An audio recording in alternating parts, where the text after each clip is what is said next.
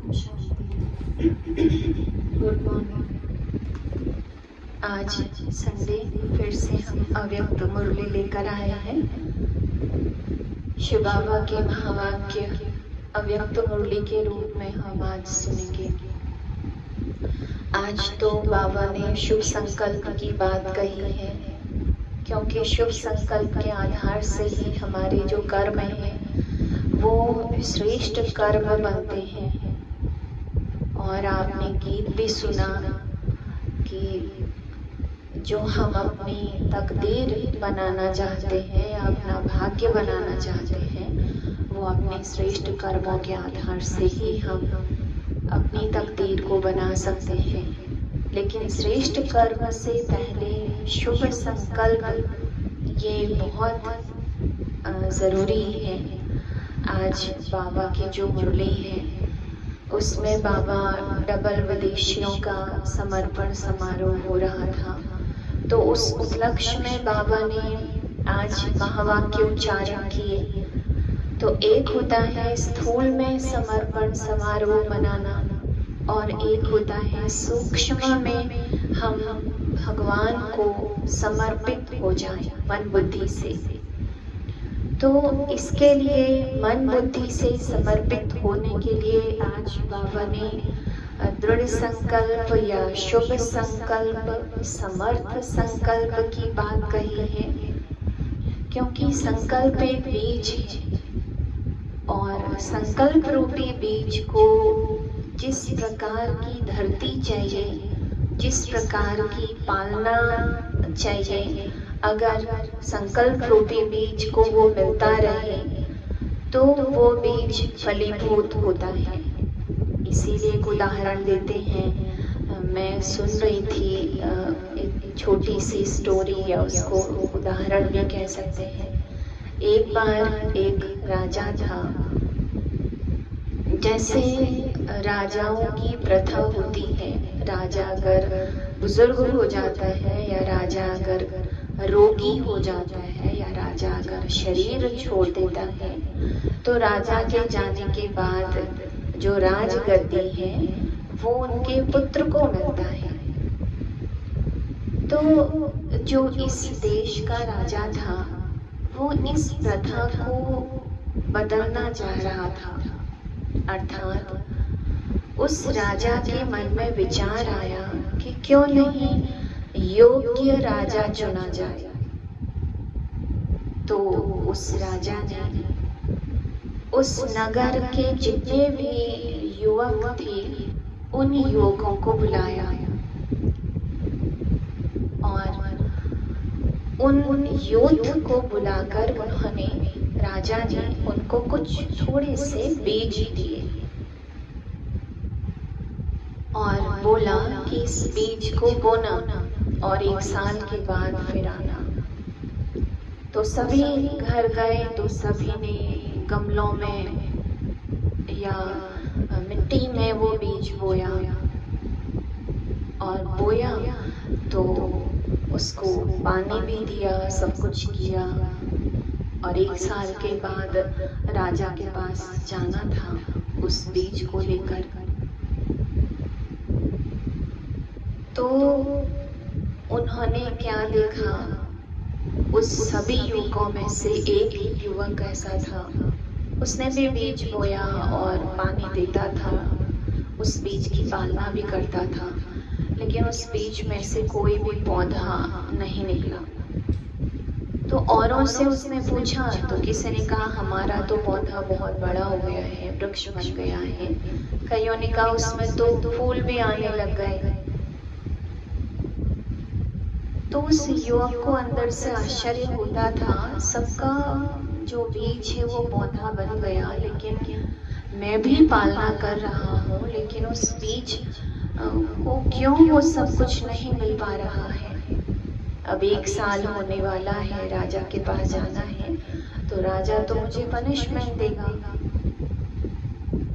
तो जब 1 साल हुआ और राजा ने सभी उन युवकों को बुलाया जिनको बीज दिए थे, सभी अपना अपना वो गमला लेके, बहुत ढेर सारे गमले राजा के सामने रखे।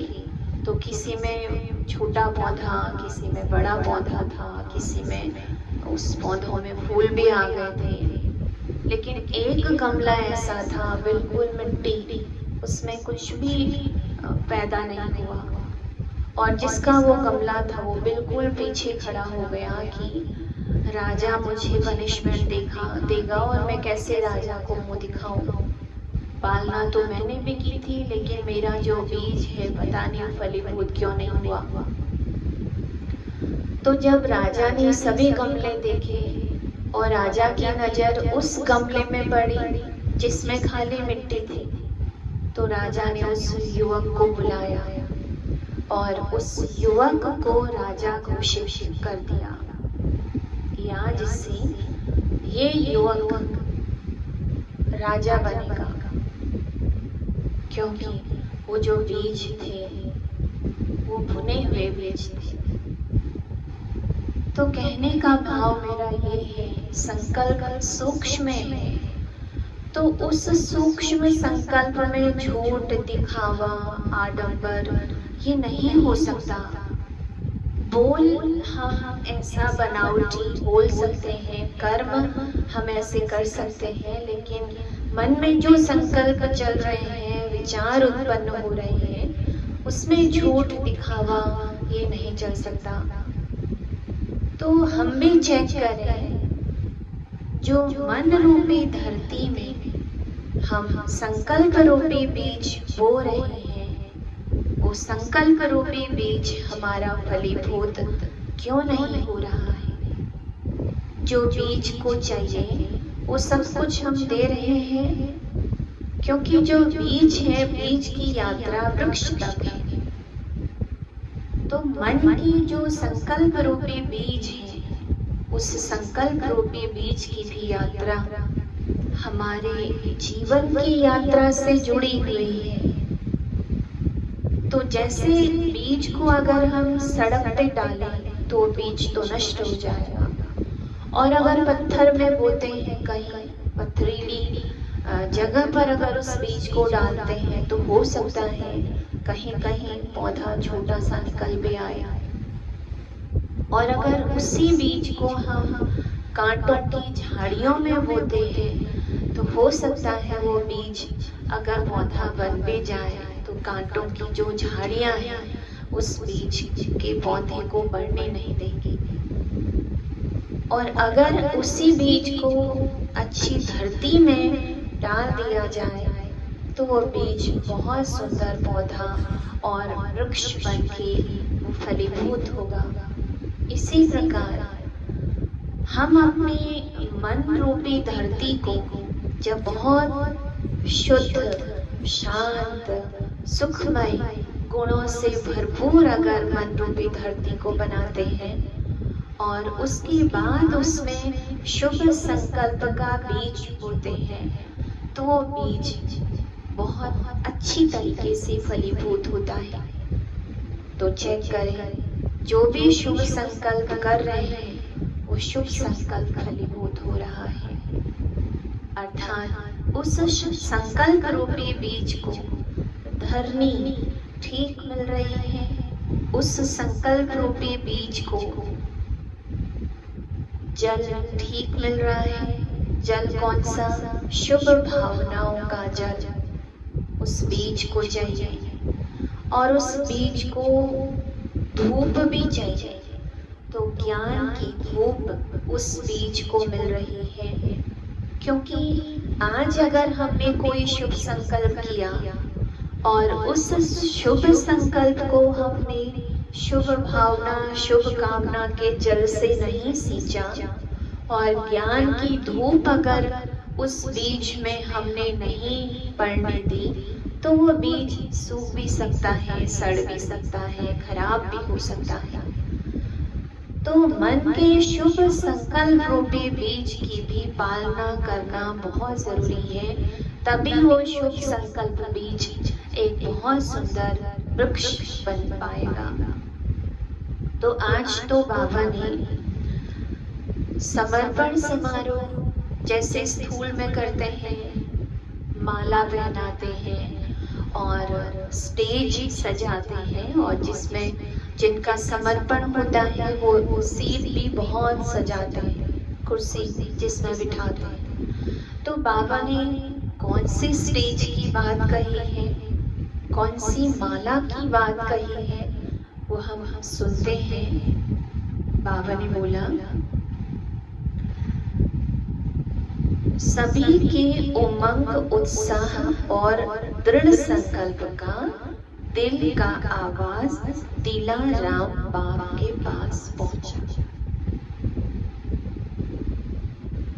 तो आज के दिन को विशेष उमंग, उत्साह भरा दृढ़ संकल्प समारोह कहेंगे, क्योंकि संकल्प करना अर्थात दृढ़ व्रत ले लेना।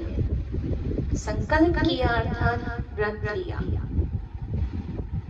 जब से बाप के बने तब से संबंध है और रहेगा, ये दृढ़ संकल्प। हम बाबा के बने हैं, जब से हमने बाबा के साथ संबंध जोड़ा है तब से हमारा संबंध बाबा के साथ था और अंत तक रहेगा।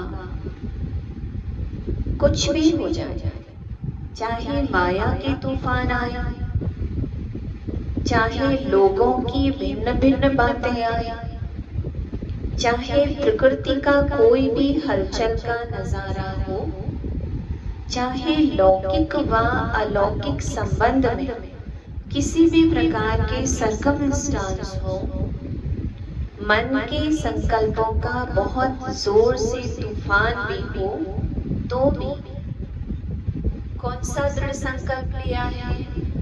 एक बाप दूसरा न कोई। तो ये संकल्प की बाबा बात कर रहे हैं। समर्पण अर्थात दृढ़ संकल्प। और कौन सा दृढ़ संकल्प? कैसी भी परिस्थिति आ जाए, लेकिन एक बल, एक भरोसा, मेरा तो एक बाबा दूसरा ना कोई। ऐसे नहीं कि परिस्थिति आने के बाद हम उस संबंध को बदल दें, या अंदर से एक बल, एक भरोसे की जो अंदर से हमारी भावना है और वो भावना चेंज हो जाए। एक बल, एक भरोसा, ऐसा दृढ़ संकल्प किया, वह सिर्फ स्टेज पर बैठे। तो कौन सी स्टेज पर बैठना है? एक बल, एक भरोसा, ये दृढ़ संकल्प का स्टेज। फिर बाबा ने बोला, हार पहनाते हैं ना, सिर्फ हार पहना। तो हार कौन सी है? माला कौन सी है? सफलता। सफलता गले का हार है, क्योंकि अगर दृढ़ संकल्प की स्टेज पर बैठे हैं तो सफलता तो गले की माला है, सफलता तो गले की हार है। ये दृढ़ता ही सफलता का आधार है। इस स्थूल हार के साथ सफलता का भी हार पड़ा हुआ था ना। बाप दादा डबल दृश्य देखते हैं।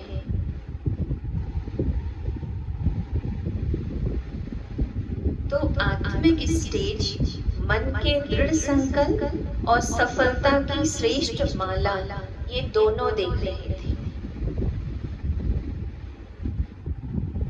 डबल माला, डबल स्टेज देख रहे थे। तो बाबा पूछते हैं, सभी ने दृढ़ संकल्प किया? कौन सा दृढ़ संकल्प? एक बल, एक भरोसा। जब से बाबा के साथ संबंध जुड़ा है, संबंध था और संबंध अंत तक रहेगा। मेरा तो एक बाबा, दूसरा न कोई, ये दृढ़ संकल्प। कुछ भी हो जाए, लेकिन संबंध को निभाना है। परमात्मा प्रेम के रीति सदा निभाते हुए सफलता को पाना है। निश्चित है सफलता गले का हार है। एक बाप, दूसरा न कोई, ये दृढ़ संकल्प। बाबा ने इसको बार बार इस बात को रिवाइज किया है। कौन सा दृढ़ संकल्प? एक बाप दूसरा न कोई। जब एक है तो स्थिति भी एक रस है। अगर सारे संबंध ही बाबा से जुड़े हुए हैं, मन और बुद्धि एक में टिकी हुई है, अंदर से ये स्मृति है, एक बल एक भरोसा, तो जहाँ एक है वहाँ स्थिति भी एक रस निश्चित है। तो सर्व संबंधों की अविनाशी तार जोड़ी है। सारे संबंध, शिव बाबा हमारा पिता भी है तो माता भी है, भाई भी है, दोस्त भी है। जितने भी दुनिया के संबंध रिश्ते नाते हैं, सारे संबंध भगवान के साथ जोड़ना है। वो सर्व संबंधी। अगर एक भी संबंध कम होगा तो हलचल होगी। बुद्धि फिर बाहर दुनियावी दैहिक संबंधों में भटकेगी। अगर बाबा से एक भी संबंध जोड़ने में कमी होगी तो हलचल होगी। इसलिए सर्व संबंध की डोर बांधो। बाबा से सारे संबंध जोड़ने में कनेक्शन जोड़ा अर्थात संकल्प किया। संबंध कैसे जोड़ना है बाबा से? सिर्फ दृढ़ संकल्प करना है। तो दृढ़ संकल्प करना अर्थात संबंध जोड़ा, दृढ़ संकल्प करना अर्थात कनेक्शन जुटा। सर्व संबंध है या सिर्फ मुख्य 3 संबंध है? मुख्य 3 संबंध कौन से? बाप, टीचर, सद्गुरु। ये मुख्य 3 संबंध तो है ही। बाकी और भी जो हमारे रिश्ते हम दुनिया में से हमने जो जोड़े हुए हैं, वो सारे संबंध बाबा से जोड़ने हैं। क्यों बाबा कह रहे हैं सर्व संबंध जोड़ने के लिए? क्योंकि सर्व संबंध अर्थात सर्व प्राप्तियां। अगर हमने सारी प्राप्तियां बाबा से करनी है तो उन सारी प्राप्तियों को लेने के लिए, सारी प्राप्तियों का अधिकारी बनने के लिए बाबा से सर्व संबंध जोड़ने की आवश्यकता है। सर्व संबंध नहीं तो कोई न कोई प्राप्ति की कमी रह जाती है। अगर सर्व संबंध नहीं जोड़े हैं तो अंदर से कोई न कोई इच्छा, किसी न किसी प्राप्ति की कमी रह जाती है। तो ये बाबा ने दृढ़ संकल्प की बात कही है। क्योंकि आज तो बाबा के सामने वो फॉरेनर्स ग्रुप बैठा हुआ है, तो बाबा फिर कह रहे हैं हर एक दोस्त से अधिक स्नेही है। हर एक का बाबा से प्यार है। अगर स्नेह के लिए कोई पूछा जाए कि तुम्हारा बाबा से कितना प्यार है, तो हर एक दूसरे से अधिक स्नेही है। यही ब्राह्मण परिवार की विशेषता है। हर एक ये अनुभव करता है कि मेरा सबसे अधिक स्नेह है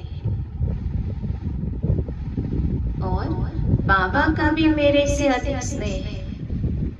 क्योंकि वन वे कम्युनिकेशन तो हो नहीं सकता। अगर हमारा बाबा से अधिक प्यार है तो बाबा का भी हमसे अधिक प्यार है। मेरे को भी बाप दादा आगे बढ़ाता है, मेरे साथ बाबा रहता है। मैं हर श्रेष्ठ कर्म बाबा के साथ रहकर करती हूँ। तो ये साथ रहने का अनुभव स्नेह के द्वारा प्राप्त होता है। अगर स्नेह नहीं तो साथ रहने का भी अनुभव नहीं होता। इसीलिए भक्ति में जो साथ रहने का जो चित्र दिखाया है, हर गोपी के साथ गोपी वल्लभ, हर गोपी के साथ कृष्ण दिखाते हैं। तो बाबा भी कहते हैं ये आपका ही यादगार चित्र बना हुआ है। हर एक के मन में बाबा की याद अर्थात बाबा का साथ। जितना बाबा का के प्रति स्नेह होगा, जितना बाबा के साथ का अनुभव होगा, उतनी बाबा कहते हैं ये एहसास अंदर से होगा कि भगवान मेरे साथ है। तो जो गोप गोपियों का वर्णन है बाबा कहते वो आपका ही तो है। इसीलिए भक्ति में चित्र दिखाया हर गोपी के साथ गोपी बल्लभ। तो हर गोपी के साथ गोपी बल्लभ अर्थात महारास, मिलन की रास। तो हर कर्म करते हुए परमात्मा मिलन की वो महारास चल रही है अंदर ही अंदर। तो बाबा कहते हैं दुनिया के हिसाब से देखो तो इतने कोटों में से कोई हो ना। अब दुनिया वालों को तो नहीं मालूम कि हमारा भगवान से प्यार है, हम सारा दिन भगवान के साथ रहते हैं, हमारा हर श्रेष्ठ कर्म भगवान के साथ होता है, अमृत वेले उठते ही हमारी भगवान से बातें होती हैं। तो ये दुनिया वालों को तो नहीं मालूम, उनको तो बड़ा आश्चर्य होता है कि भगवान से कैसे बात करते होंगे। लेकिन भगवान से बात करने के लिए पहले बाबा ने कहा था संबंध जोड़ो, फिर कहा था सारे संबंध जोड़ो, फिर कहा था एक बल एक भरोसा, फिर स्नेह की बाबा ने बात कही थी, और फिर महारास मिलन रास की बाबा ने बात कही थी। अब ये अनुभव कौन कर सकता है? कोटों में से कोई। इसीलिए कहा गया कोटों में से कोई, कोई में से भी कोई। बाप दादा हर एक की विशेषता और भाग्य देते हैं। विशेषता क्या है? भगवान को पहचान लिया, और भाग्य क्या है? उनको अपना बना लिया। इतनी जो अमूल्य धरोहर है उसको अपना बना लिया, और जिसने भगवान को ही अपना बना लिया तो फिर उसको दुनिया में और किसी चीज की आवश्यकता नहीं, या भगवान से कुछ और मांगने की आवश्यकता नहीं, क्योंकि भगवान ही अपना हो गया। तो बाबा कहते हैं विशेष भी हो और भाग्यवान भी हो, कोटों में कोई सिकी लगी। तो ये बाबा ने हमारी विशेषता देखी। क्या देखी? विशेष आत्मा हो और भाग्यवान आत्मा हो, और कोटों में से कोई। कोटों में से कोई क्यों? क्योंकि इतनी करोड़ों आत्माओं में से भगवान को हमने अपना बनाया और उनसे प्यार किया, और हर कर्म करते हुए उनकी स्मृति में हम रहते हैं। तो ये हमारा भाग्य है, ये हमारी विशेषता भी है, और हम कोटों में से कोई भी है। फिर आज तो बाबा दादियों की भी महिमा कर रहे हैं, क्योंकि सभी दादियां इस यज्ञ की पिल्लर हैं। जैसे भगवान की महिमा में कहते हैं सागर को स्याही बना दो, जंगल की लकड़ी को कलम बना दो, और धरती को कागज बना दो। साक्षात सरस्वती जी भी लिखने के लिए बैठ जाए तो भी भगवान की महिमा का अंत नहीं हो सकता। अथाह महिमा है। ऐसे ही बाबा कहते हैं जैसे भगवान की महिमा है, ऐसे ही इन दादियों की भी महिमा है, अर्थात भगवान की समान ये दादियाँ। तो ये बाबा ने आज बात कही, और फिर अगली बाबा बात बता रहे हैं हल्के बनो, कोई बोझ मन बुद्धि में ना हो, जिसके लिए बाबा ने कहा डबल लाइट बनो। डबल लाइट क्यों कहते हैं बाबा? एक लाइट प्रकाश और एक लाइट हल्का। आत्मा की स्मृति अर्थात लाइट, प्रकाश स्वरूप। मैं आत्मा प्रकाश स्वरूप हूँ। मैं आत्मा प्रकाश स्वरूप प्रकृति में स्थित होकर इस शरीर को चला रही हूँ, हल्के होकर। अर्थात आत्मिक स्मृति में रहने से आत्मा खुद को अंदर से हल्का महसूस करती है। तो हल्का रहने की विधि क्या है? अर्थात डबल लाइट रहने की विधि क्या है? बाबा बहुत अच्छा इसको क्लियर करा रहे हैं। तो पहली पॉइंट है डबल लाइट अर्थात आत्मिक स्वरूप में स्थित होने से हल्कापन स्वतः अनुभव होगा।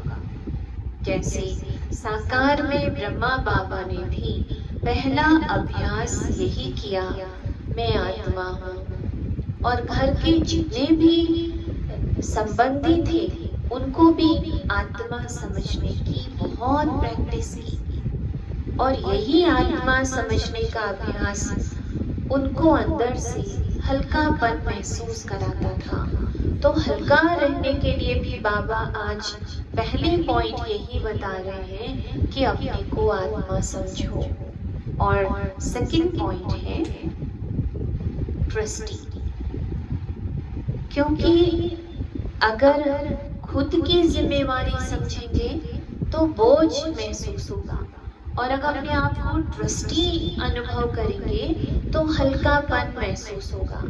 तो आज बाबा कहते हैं हल्का रहने के लिए अपनी सारी जो जिम्मेवारियां हैं वो बाबा को दे दो। कर्म हमें करना है, लेकिन कर्म का जो बोझ है, कर्म की जो रिस्पॉन्सिबिलिटी की जो अंदर से एक थकावट है, जिम्मेवारी की जो थकान है, वो बाबा को दे दे। तो इससे क्या होगा, थकावट नहीं रहेगी। और गृहस्थी मत समझो, फिर बाबा कहते हैं घर परिवार में रहते हैं, गृहस्थी समझने से थकावट अनुभव होगी। कैसे होगा, कौन करेगा, आगे पता नहीं क्या होगा, बच्चों का क्या होगा, फैमिली का क्या होगा, ये थकावट महसूस होगी। और ट्रस्टी समझने से अरे बाबा बैठा है ना, अपना कुछ है ही नहीं, तो बोझ किस बात का। तो हल्का रहने के लिए क्या करें, बोझ बाबा को दे दो और खुद को गृहस्थी न समझकर ट्रस्टी समझे। तो सेकंड पॉइंट ये। फर्स्ट पॉइंट बाबा ने कही थी हल्का बनने के लिए अपने आत्मिक स्वरूप में स्थित रहना है, और सेकंड पॉइंट बाबा बताते खुद को गृहस्थी मत समझो, क्या समझो, ट्रस्टी। और जिम्मेवारी किसको दे दो, बाबा को, और खुद हल्के रहो। और थर्ड पॉइंट है सदा स्वयं को बाप के हवाले कर दो, खुद ही अपने आप को बाप को सौंप दो। अगर हमने खुद ही अपने आप को भगवान को सौंप दिया है तो जीवन रूपी नैया का खिवैया वो है, वो हमें पार लगाएगा। तो खुद को भगवान को समर्पित कर दो, अपनी जिम्मेवारी बाप को दे दो, अपना बोझ बाप को दे दो और खुद को ही सौंप दो। और अगर हमने खुद को ही भगवान को सौंप दिया है, समर्पण हो गए हैं, तो जिसको सौंपा है वो कोई साधारण तो नहीं है ना, वो भगवान है, वो सर्वशक्तिवान है, तो हमारी सारी जिम्मेवारियों को निभाएगा। और हमारा कर्तव्य है सिर्फ बाबा की श्रीमत के अनुसार कर्म करना, उनकी डायरेक्शंस को फॉलो करना। तो हल्का रहने के लिए एक तो आत्मिक स्थिति, सेकंड ट्रस्टी बनकर रहना, अर्थात अपनी जिम्मेवारियां बाप के हवाले कर देना, और थर्ड पॉइंट है स्वयं को भी बाप के हवाले कर दो। ये 3 पॉइंट अभी तक बताए हैं हल्का रहने के लिए। और फोर्थ पॉइंट बाबा बताते औरों को मत देखो, क्योंकि जब हम दूसरों को देखते हैं तो कमजोर हो जाते हैं। तो किसी और को नहीं देखना है, सिर्फ बाबा को देखना है, जिनको हमने अपनी सारी जिम्मेवारी सौंपी है, हमने खुद को ही सौंप दिया, तो जिसको सौंपा है उसको देखना है। तो बाबा ने कहा अगर तुम मुझे देखोगे तो स्थिति शक्तिशाली बनती जाएगी, और अगर औरों को देखते रहेंगे तो अंदर से स्थिति कमजोर होती जाएगी। तो हल्का रहने के लिए फोर्थ पॉइंट क्या है, बाप को देखो, औरों को मत देखो। फिफ्थ पॉइंट है जैसे लाइट के कनेक्शन से बड़ी बड़ी मशीनरी चलती है ना, और अगर लाइट से कनेक्शन टूट जाए या लाइट चली जाए या कनेक्शन लूज हो जाए तो मशीन नहीं चलेगी, कितने बड़े बड़े कारखाने लाइट के आधार से तो चलते हैं। आप सभी हर कर्म करते कनेक्शन के आधार से स्वयं भी डबल लाइट बन सकते हो। तो बाबा ने बोला कर्म करते हुए अपना कनेक्शन भगवान के साथ जोड़ कर रखें, उस सर्वशक्तिवान के साथ कनेक्शन जोड़ के रखें। तो कर्म करते हुए अगर कनेक्शन भगवान के साथ जुड़ा हुआ है तो हल्के रहेंगे। नेक्स्ट पॉइंट है, सदा खुशी में झूलने वाले सर्व के विघ्न हरता व सर्व की मुश्किल को सहज करने वाले तब बनेंगे जब संकल्पों में दृढ़ता होगी। अर्थात मेरा कुछ भी नहीं है, सब कुछ बाबा का है। तो फिफ्थ पॉइंट है, सिक्स्थ पॉइंट है, मेरा कुछ भी नहीं, सब कुछ बाबा का है। नेक्स्ट है, जिम्मेवारी को निभाना ये आवश्यक है। जिसकी जो ड्यूटी है, जिसकी जो रिस्पॉन्सिबिलिटी है, उसको निभाना अति आवश्यक है। लेकिन जितनी बड़ी जिम्मेवारी उतना ही हल्कापन। जिम्मेवारी निभाते हुए जिम्मेवारी के बोझ से न्यारे रहो तो बाप के प्यारे बन जाएंगे। घबराओ मत, क्या करूं, बहुत जिम्मेवारी है, इतनी ड्यूटी है, क्या करूं, घबराओ मत। बाबा कहते हैं क्या करें? कोई भी जिम्मेवारी के कर्म के हलचल का बोझ ना हो।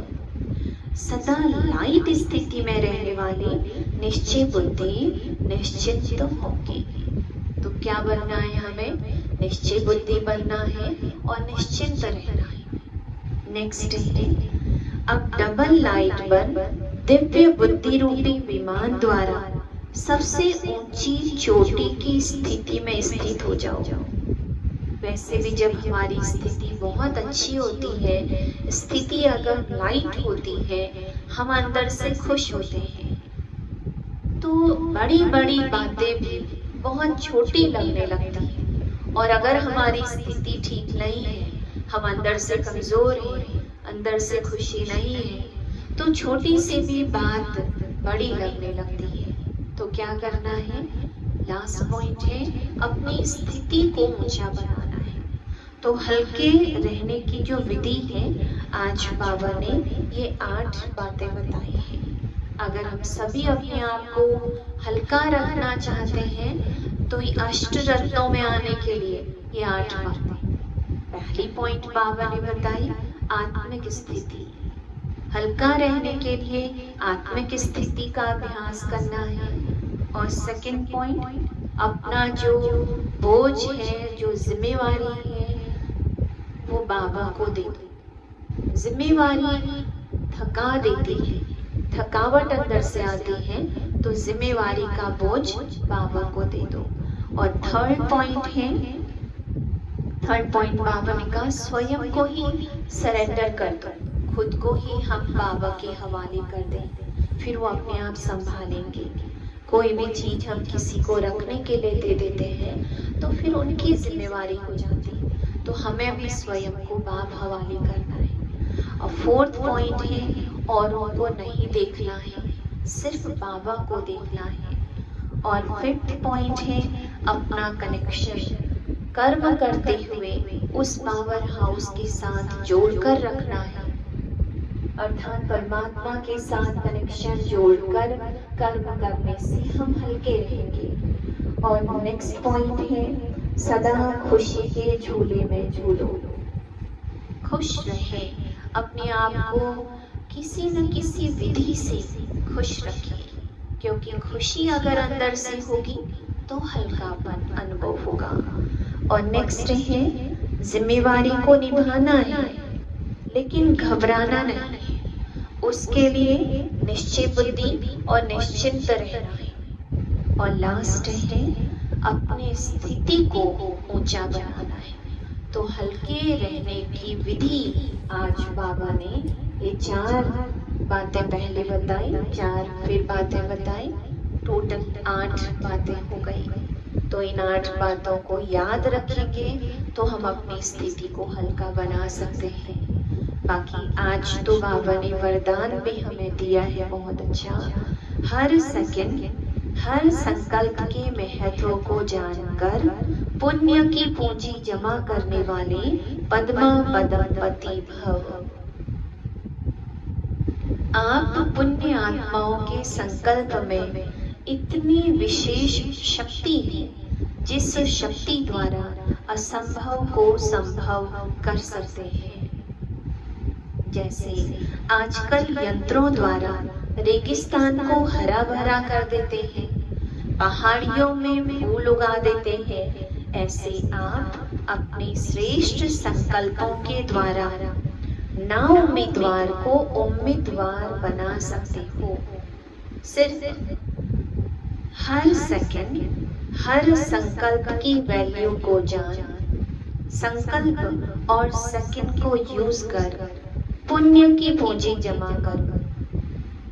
आपकी संकल्प की शक्ति इतनी श्रेष्ठ है जो एक संकल्प भी पद्मा पदमपति बना देती है। ये वरदान आज का स्लोगन है। हर कर्म अधिकारी बन के निश्चय और नशे से करो तो मेहनत समाप्त हो जाएगी। मैं आत्मा इन कर्मेंद्रियों से कर्म करा रही हूँ। मैं आत्मा अधिकारी हूँ, इन कर्मेंद्रियों के अधीन होने वाली नहीं। अगर आत्मा अधिकारी बनकर कर्म करे तो मेहनत समाप्त हो जाएगी। तो ये आज बाबा के महावाक्य थे और आज का जो मेन 3 पॉइंट बाबा होमवर्क के लिए हमको देते हैं। आज की मुरली के 3 आदेश। पहला, शुभ संकल्प ही करना है और उन शुभ संकल्पों में फिर दृढ़ रहना है। और सेकंड पॉइंट, हल्का रहना है। और हल्का कैसे रहना है वो बाबा ने 8 बातें बताई।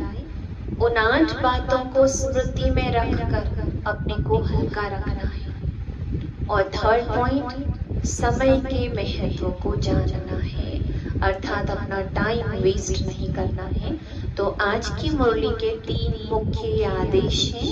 पहला, शुभ संकल्प ही करना है। और दूसरा क्या करना है? हल्का रहना है। और तीसरा, टाइम वेस्ट नहीं करना है। तो ये थे आज बाबा के महावाक्य। सभी ने ध्यान से सुना होगा और आगे फिर रिवाइज भी करते रहेंगे। रिवाइज करके फिर उसको अपने जीवन में लाने का पुरुषार्थ करेंगे। ओम शांति।